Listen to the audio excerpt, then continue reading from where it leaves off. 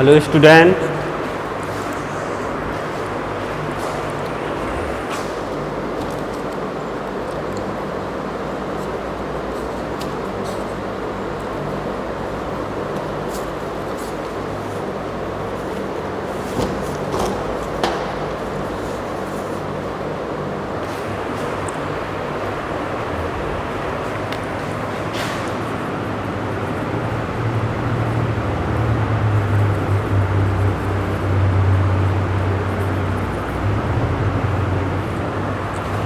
कल का वीडियो बीच में ही रुक गया था तो उसकी मेमोरी फुल हो गई थी, तो उसी के आगे से आज हम बताएंगे। तो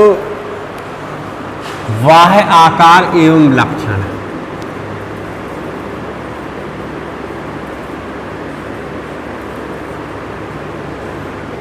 बाह्य आकार कैसा होता है? जिस प्रकार से जो केंचुआ था खंडों में बटा रहता था, उसी प्रकार से कॉकरोच भी खंडों में बटा रहता है।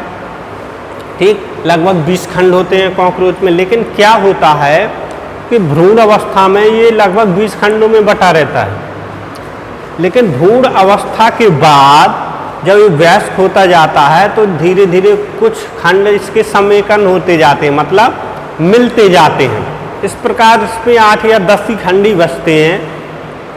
तो जब भ्रूण अवस्था होती है तो ये 20 खंड में होता है, और जब वयस्क होता जाता है तो कुछ खंड मिल जाते हैं और वहाँ से खंड क्या समाप्त हो जाते हैं, मतलब 2 या 3 4 खंड मिलके एक ही खंड बना लेते हैं।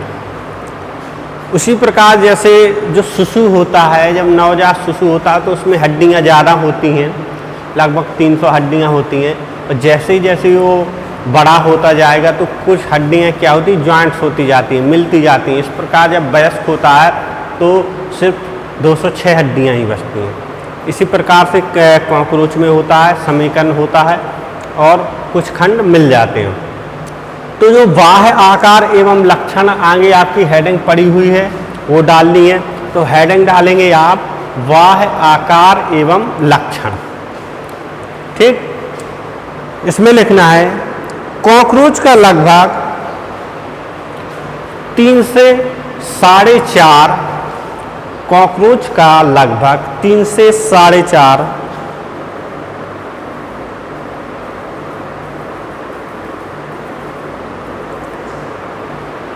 तथा नहीं 3 से 4.5 सेंटीमीटर लंबा, 3 से 4.5 सेंटीमीटर लंबा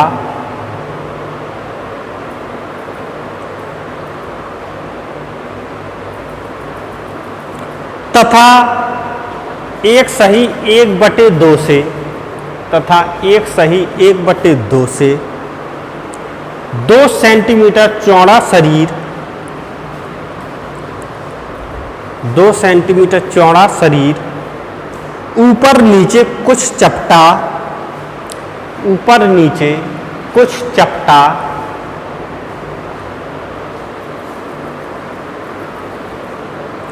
तथा खंडयुक्त होता है, तथा खंडयुक्त होता है।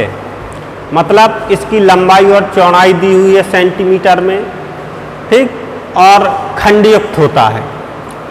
आगे लिखो नर एवं मादा कॉकरोच, नर एवं मादा कॉकरोच,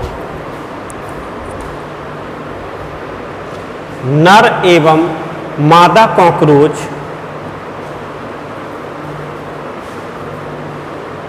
पृथक होते हैं, मतलब अलग अलग होते हैं। नर कॉकरोच अलग होता है, मादा कॉकरोच अलग होता है।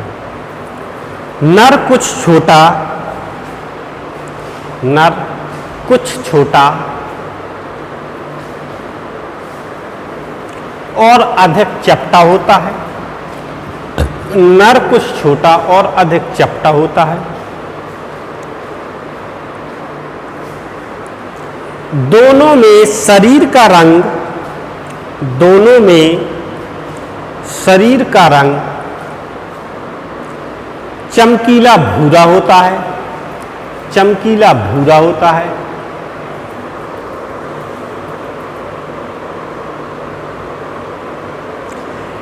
इनका पृष्ठ तल, इनका पृष्ठ तल, इनका पृष्ठ तल पंखों से ढका रहता है, पंखों से ढका रहता है। जो पृष्ठतल होता है, पूरे पृष्ठतल पे क्या होते हैं? पंख होते हैं, पंखों से ढका रहता है। ठीक, तो ये तो वाह्य आकार हो गया। अब इसकी रचना देखते हैं। शरीर के भाग, आगे हेडिंग है शरीर के भाग। ठीक, तो शरीर के भाग में आपको चित्र बना लेना है। ठीक, हम चित्र नहीं बनाएंगे, लेकिन आप चित्र बना लेना है। इसका शरीर 3 भागों में बटा रहता है। मतलब जो मुंह वाला हिस्सा होता है वो, फिर बीच वाला हिस्सा, सब फिर सबसे पीछे वाला हिस्सा। ठीक, तो इसमें लिखना है पंखों को हटाने पर शरीर, पंखों को हटाने पर शरीर के 3 भाग, पंखों को हटाने पर शरीर के 3 भाग, सिर कौमा वक्ष, सिर कौमा वक्ष एवं उदर स्पष्ट दिखाई देते हैं, एवं उदर स्पष्ट दिखाई देते हैं। मतलब 3 भागों में बटा रहता है इनका शरीर, सिर कौमा वक्ष कौमा उदर।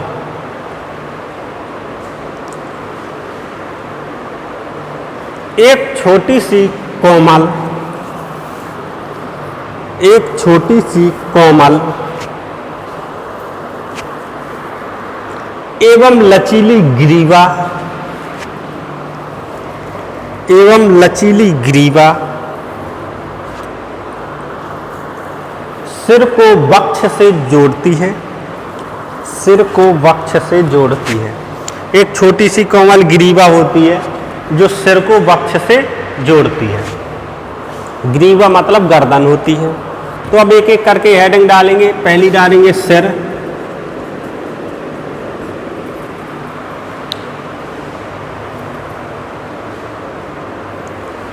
यह अंडाकार तथा कुछ चपटा होता है, यह अंडाकार तथा कुछ चपटा होता है।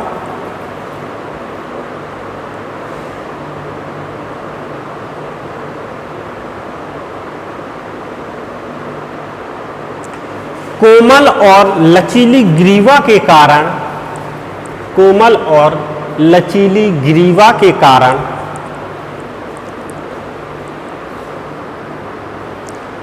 इसे चारों ओर घुमाया जा सकता है, इसे चारों ओर घुमाया जा सकता है। तो जो सर होता है वो कोमल जैसे लचीली ग्रीवा होती है, उसी के कारण सर को चारों ओर घुमाया जा सकता है।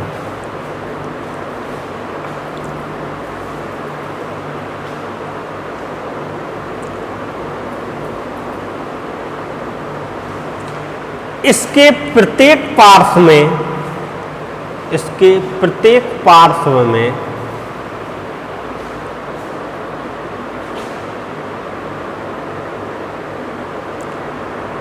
एक बड़ा काला, एक बड़ा काला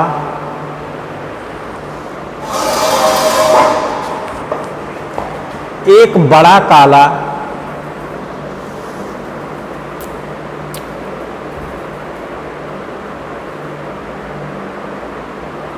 संयुक्त नेत्र होता है, संयुक्त नेत्र होता है।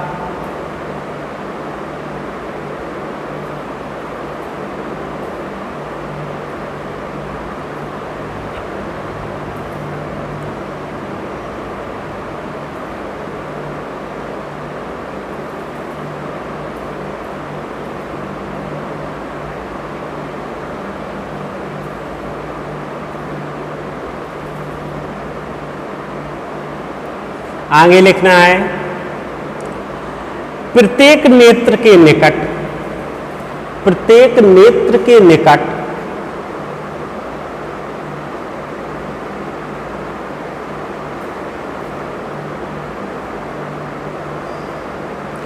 पृष्ठ तल पर स्थित, प्रत्येक नेत्र के निकट पृष्ठ तल पर स्थित गवाक्ष या फेनेस्ट्रा, गवाक्ष या फेनेस्ट्रा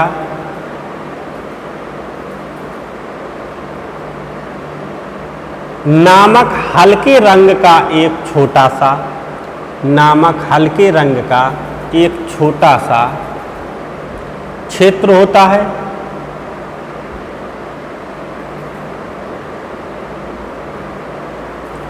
गवाक्षों को अविकसित, गवाक्षों को अविकसित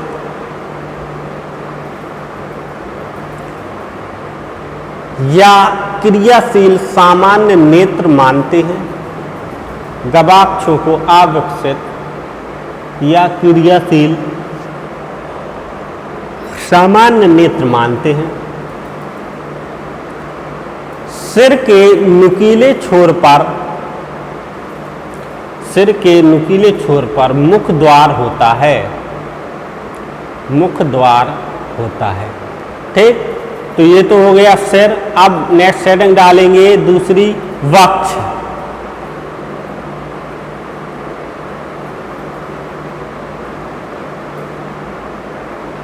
वक्ष में लिखेंगे यह ग्रीवा के ठीक पीछे, मतलब गर्दन के जो पीछे वाला हिस्सा होता है वो वाला, यह ग्रीवा के ठीक पीछे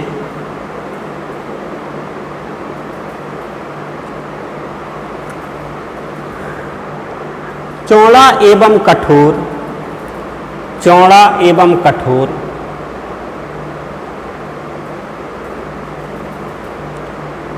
शरीर की लंबाई का लगभग 2/5 भाग होता है। शरीर की लंबाई का लगभग 2/5 भाग होता है।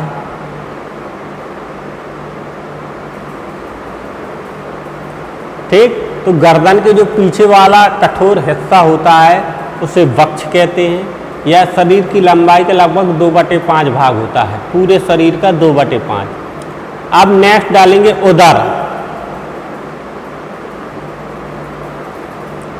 इस पे लिखेंगे यह वक्ष के पीछे, यह वक्ष के पीछे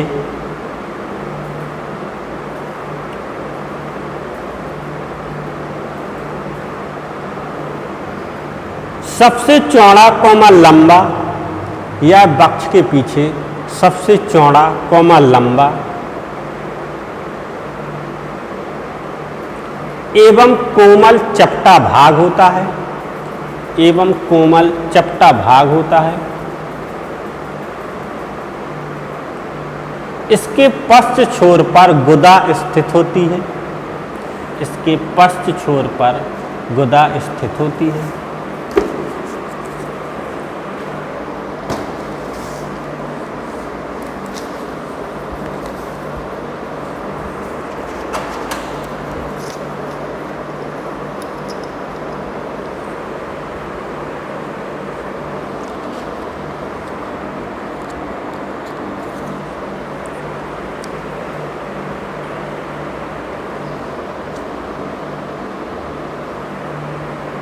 अब नेक्स्ट है, एक हेडिंग है विखंडन।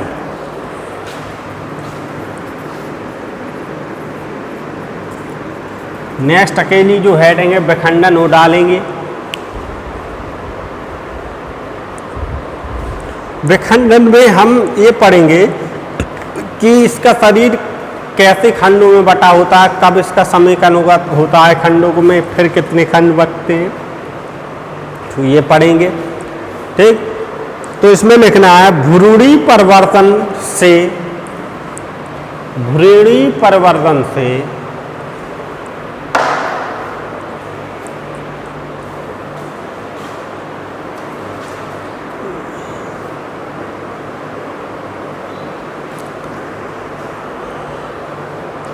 भ्रूणी परिवर्धन से पता चलता है कि, भ्रूणीय परिवर्धन से पता चलता है कि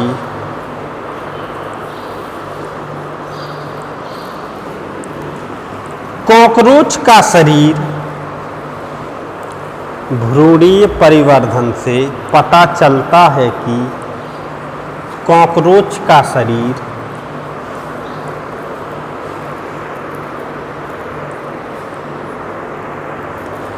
बीस खंडों का बना होता है। ठीक, तो जो भ्रूणीय परिवर्धन से पता चलता है कि कॉकरोच का शरीर 20 खंडों का बना होता है। जब कॉकरोच भ्रूण अवस्था में होता है तो उसमें 20 खंड होते हैं। ठीक, 6 सिर में 6 खंड होते हैं, 3 वक्ष में तथा 11 उदर में मतलब 6 मुख में होते हैं, 3 वक्ष में होते हैं और 11 खंड उदर में होते हैं। परिवर्धन के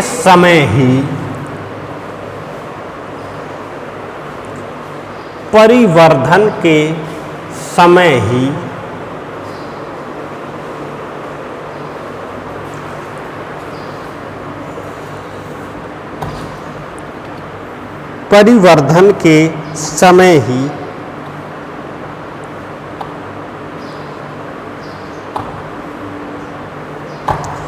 कुछ खंडों में परिवर्धन के समय ही कुछ खंडों में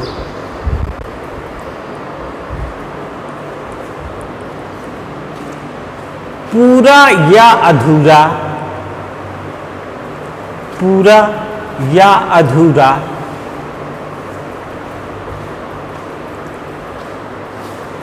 समेकन हो जाने से पूरा या अधूरा समेकन हो जाने से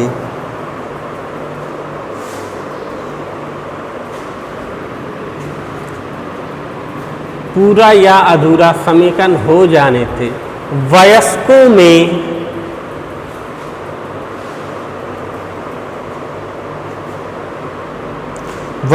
में स्पष्ट खंडों की संख्या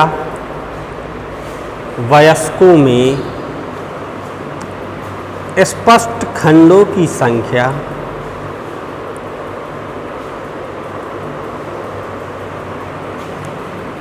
कम हो जाती है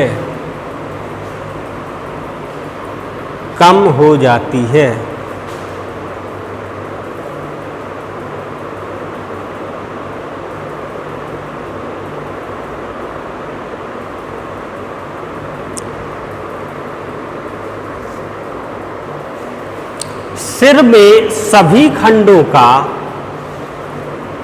में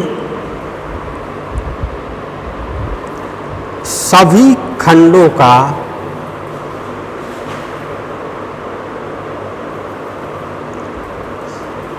पूरा समेकन हो जाता है। सिर में सभी खंडों का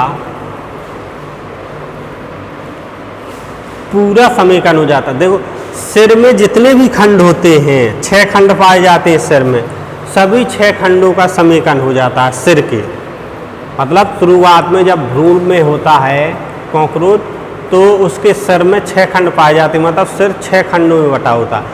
जब वयस्क होता है तो सभी 6 खंड मिल जाते हैं और एक खंड बन जाता है।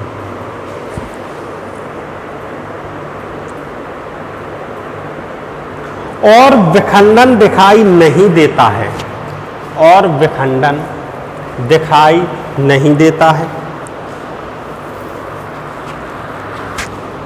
और विखंडन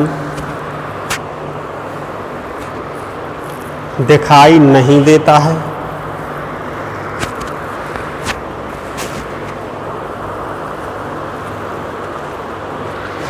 वक्ष तथा उदर भागों में विखंडन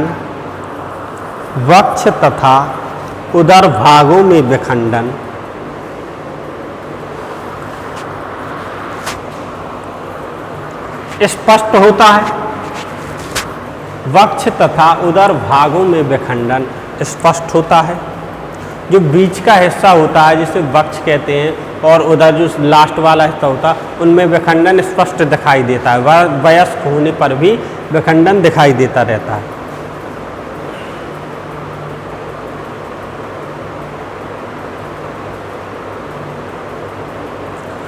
वक्ष के प्रथम खंड को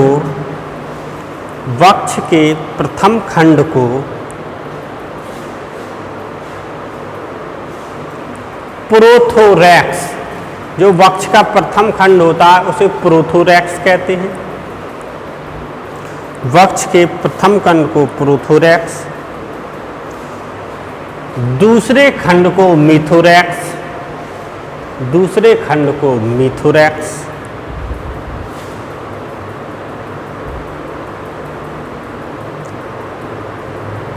तथा तीसरे खंड को मेटाथोरैक्स कहते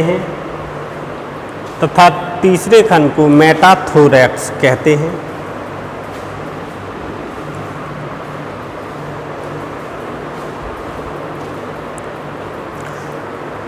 आगे लिखो थोड़ा और। वयस्क के उदर में केवल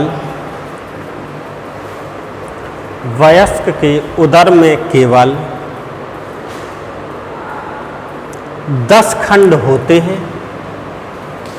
वयस्क के उदर में केवल 10 खंड होते हैं। इनमें से भी मादा में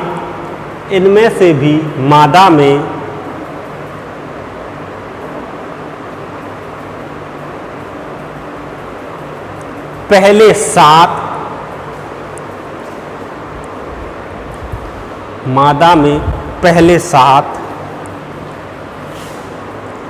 तथा नर में पहले 9 ही स्पष्ट होते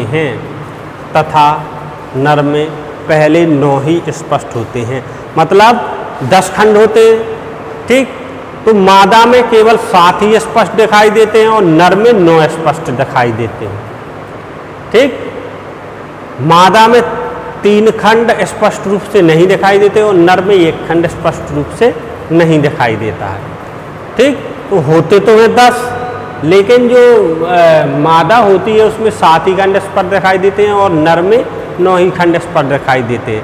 कहाँ पर? उदर में, ठीक, बीच वाले हिस्से में।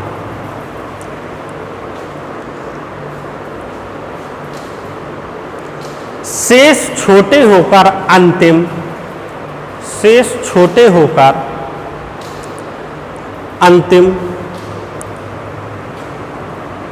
स्पष्ट खंड में घुसे रहते हैं। शेष छोटे होकर अंतिम स्पष्ट खंड में घुसे रहते हैं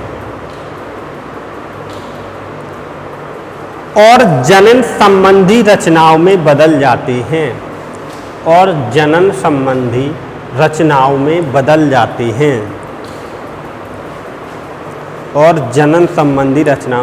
मतलब जो शेष खंड होते हैं, जैसे नर में बचे हैं 1, मादा में बचे 3, ये क्या दूसरे खंड जो खंड दिखाई देते हैं उनमें घुस जाते हैं और एक प्रकार की रचना बना लेते हैं, जिससे इनके जनन अंग बनते हैं।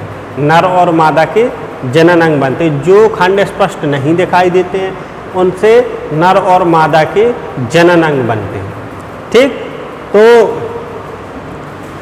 आप जो आगे आपकी हेडिंग है कंकाल, स्केलेटन, जो कॉकरोच का कंकाल तंत्र होता है वो कैसे होता है, इनके चित्र नहीं बनाना है, बहुत टफ है, ठीक। तो थोड़ा बहुत लिख लेंगे, चित्र नहीं बनाएंगे। चित्र आपको सिर्फ वो रचना में बनाना है, जहाँ पर हमने बताया है मोह, वक्ष और उदर, 3 हेडिंग लिखवाई हैं। उसमें आपको एक वो जो उसमें चित्र है वो भर बना लेना है, बाकी आपको चित्र नहीं बनाना है, और जहाँ बनाना होगा तो हम आपको बता देंगे, ठीक। तो इस वीडियो में सिर्फ विखंडन ही तक बताएंगे, बाकी जो अगला वीडियो डालेंगे उस पर कंकाल तंत्र के बारे में बताएंगे, फिर इसका जनन है और इसके उपांग भी होते हैं। उपांग का मतलब होता है बाह्य आकार की में इसके कितने अंग तंत्र होते हैं, हाथ, पैर, मोह के भी कई भाग होते हैं इसके, ठीक। तो उनके बारे में बताएंगे। तो इस वीडियो में सिर्फ विखंडन तक ही बताएंगे, इतना आप लिख लेना, फिर आगे वाले वीडियो में आगे का बताएंगे। ठीक, क्योंकि लिखने वाली जो चीज़ें होती हैं वो तो सीधे लिखते जाना है, ज़्यादा चित्र जैसे जो टफ हो उसका नहीं बनाना है, ज़्यादा टफ चित्र नहीं आता है, क्योंकि ये चित्र आपको याद भी नहीं रहेंगे कि कैसे बनाने हैं। तो जो चित्र ज़रूरी होगा तो हम बता देंगे, बाकी आपको नहीं बनाना है। ठीक है।